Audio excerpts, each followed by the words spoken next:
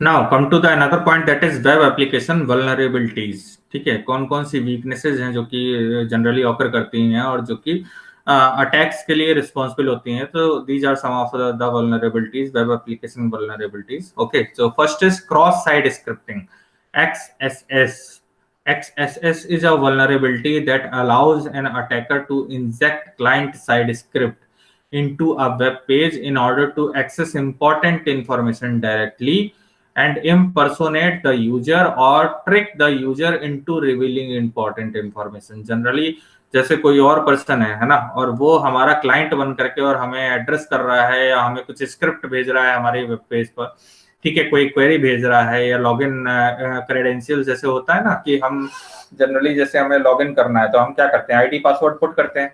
ठीक है, तो आईडी पासवर्ड मान लीजिए मुझे याद नहीं है तो मैं क्या करता हूँ, फॉरगेट माय पासवर्ड। तो उसके बाद क्या होता है कि रैंडमली जो कुछ कह सकते हैं कुछ क्वेश्चंस होते हैं जो आपसे पूछे जाते हैं, सिक्योरिटी क्वेश्चंस जो आप पहले ही फीड करके रखते हैं जब आप अपने क्लाइंट के साथ, अपने कह सकते हैं क्लाउड सर्विस प्रोवाइडर के साथ रजिस्टर कर रहे होते हैं। ठीक है, तो वो रैंडमली पूछे जाते हैं आपसे। अगर आपने उनके सही जवाब दिए तो इसका मतलब है कि आप वही यूजर हैं जो आइडेंटिफाइड है। लेकिन समटाइम्स ऐसा होता है कि कुछ गैस वर्क जैसे होता है ना, कि जनरली आप जो क्वेश्चंस रखते हैं वो उसी तरीके के रखते हैं ना, कि what is your pet name, what is your first organisation, what is your mother's name, है ना, या what is your date of birth और बाकी सारा। तो इस तरीके के अगर आप क्वेश्चंस रखते हैं जो कि इजिली कह सकते हैं इजिली जिनको गेस किया जा सके, तो इस तरीके के जो क्वेश्चंस होते हैं या इस तरीके के जो सिक्योर कह सकते हैं जो मैकेनिज्म है, तो ये जनरली एक तरीके का लूप होल या वल्नरेबिलिटी क्रिएट करती है, क्रॉस साइट स्क्रिप्टिंग, है ना। तो ये होता है कि बेसिकली कोई अटैकर है जो कि क्लाइंट बन करके आपकी तरफ से स्क्रिप्ट अपलोड कर रहा है, क्वेरी कर रहा है, या उसने क्लिक किया कि I have forgotten my password, तो उसके बाद वो ओटीपी, जैसे बोला जाता है ना कि आजकल सिम की भी क्लोनिंग हो जाती है ना, तो सिम की क्लोनिंग हो गई तो ओटीपी उसने डाला और ओटीपी के थ्रू उसने जो है एक्सेस कर लिया। So that may be the problem. Okay, so in order to access the important information directly, impersonate the user or trick the user into revealing important information, so that may occur। okay, so cross site scripting may be there। Next is SQL injection, ये database पर attack करते हैं basically. तो SQL injection, एसक्यूआई बोलते हैं इसको, is a method by which an attacker exploits vulnerability in the way a database executes search queries।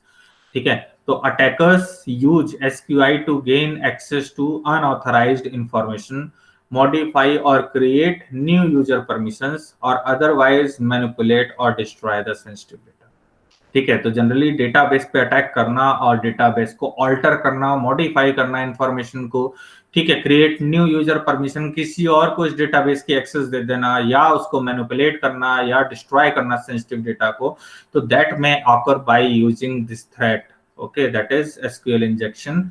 ठीक है, तो that is also a vulnerability. Okay, next is denial of services.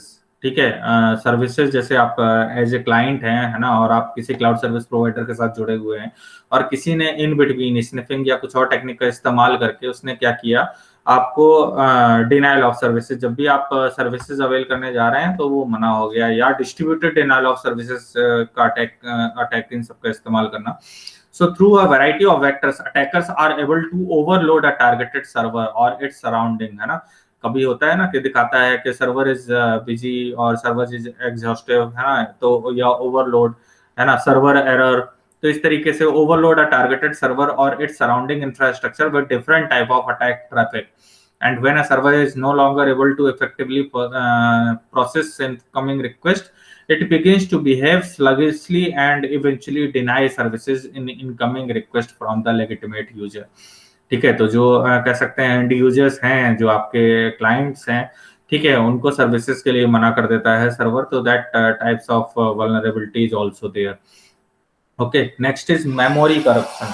Memory corruption क्या है कि memory को exploit, memory corruption, या कह सकते हैं उस मेमोरी में से डेटा एक्सट्रैक्ट करना, ठीक है, या कुछ कोड इंजेक्शन जैसे होता है ना कि मलिशियस कुछ वायरस या वॉर्म आपने जो है किसी सिस्टम को दे दिया और वो फर्दर प्रोपोगेट करता जा रहा है, मेमोरी में पूरा एक्सपेंड हो गया, ठीक है। तो इस टाइप की भी कह सकते हैं corruptions are there related with this web application security. तो memory corruption occurs when a location in the memory is unintentionally modified resulting in the potential for unexpected behavior in the software, ठीक है। तो जो memory है आपके system की या जो कह सकते हैं स्टोरेज है उसको इम्पैक्ट करना, तो bad actor will attempt to sniff out, है ना, उसमें से डेटा को स्निफ करना, या memory exploit the memory corruption through exploit such as code injection या और द बफर ओवरफ्लो अटैक्स, ठीक है। तो इस तरीके के जो अटैक्स हैं इनको परफॉर्म करते हुए मेमोरी को करप्ट करना, तो that type of vulnerability is also there, okay. Next is buffer overflow, इसमें लिखा हुआ है ना, और बफर ओवरफ्लो अटैक्स। तो बफर ओवरफ्लो अटैक क्या होता है? Buffer overflow is an anomaly that occurs when software writing data to a defined space in memory known as buffer, ठीक है। तो जनरली जैसे सॉफ्टवेयर है वो अगर डेटा को राइट कर रहा है बफर में, तो overflowing the buffers capacity result in adjacent memory location, ठीक है। अब आपने क्या किया कि कुछ ऐसा कह सकते हैं कोड इंजेक्शन या कुछ इस तरीके का आपने अप्लाई करके, ठीक है, बफर मेमोरी को फुल कर दिया, तो उसके बाद जो ओवरफ्लो डेटा होगा वो क्या होगा, अदर मेमोरी लोकेशंस को अफेक्ट करेगा। So this behavior can be exploited to inject malicious code into memory, potentially creating a vulnerability in the targeted machine. ठीक है, तो such type of vulnerability is also there.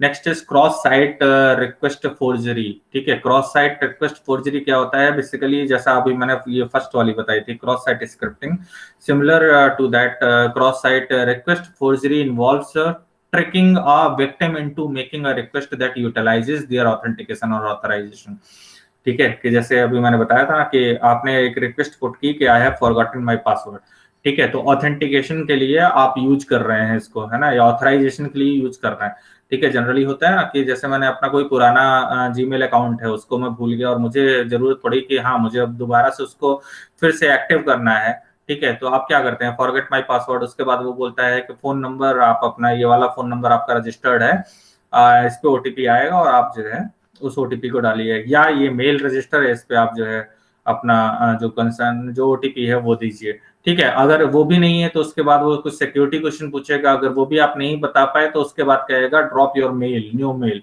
है ना, we will say it, ठीक है। तो आप जो नई मेल आईडी है या नया फोन नंबर है आप उसमें रजिस्टर कर देते हैं, उसके बाद फिर गूगल जो भी रिस्पॉन्स देता है, ठीक है। तो an attacker is able to send the request as a user, and once the user account has been compromised, the attacker can exfiltrate, destroy or modify important information। अब मान लीजिए किसी और ने गेस करके या कुछ दूसरे तरीके से, है ना, रिक्वेस्ट भेज करके और फॉर्जरी की और उसके बाद जो आपका डेटा है उसको डिस्ट्रॉय किया, मॉडिफाई किया या मिसयूज किया, तो highly privileged account such as the administrators और एग्जीक्यूटिव्स आर कॉमनली टारगेटेड। और इस तरीके से आप देखिए जनरली जो कॉन्फिडेंशियल अकाउंट्स हैं, है ना, एडमिनिस्ट्रेटर्स के या एग्जीक्यूटिव्स के, वो जनरली इस तरीके के अटैक से टारगेट किए जाते हैं by using the web application vulnerability, okay. And the last one is data breach, okay. Different than the specific attack vector, a data breach is a general term referring to release of the sensitive और confidential information, ठीक है, and can occur through the malicious actions by और by the mistake, है ना।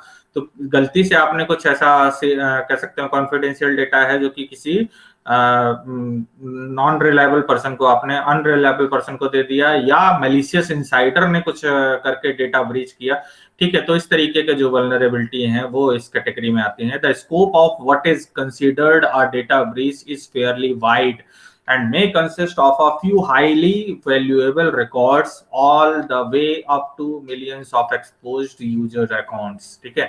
आपको मैंने पिछली class में बताया था कि जो साइबर थ्रेट है उसमें मैलिशियस इनसाइडर का भी बहुत बड़ा रोल रहता है, ठीक है। तो अब उसमें क्या है कि कोई गलत इंटेंशन के साथ आपकी ऑर्गेनाइजेशन में ज्वाइन हुआ है या आपके कंप्यूटर ने उसको भेजा है और अल्टीमेटली वो क्या कर रहा है, डेटा ब्रीच, है ना, जो भी आपका डेटा है उसको जो कॉन्फिडेंशियल डेटा है उसको एक्सेस करके और उसको किसी और को सेल आउट करना या उसका मिसयूज करना या उसको ऑल्टर करना या डिस्ट्रॉय करना, ठीक है। तो that comes under this category. So these are some of the types of web application vulnerabilities that are occurring in web security, web application security region. Okay. So if you have any doubt or query regarding these vulnerabilities, you may ask.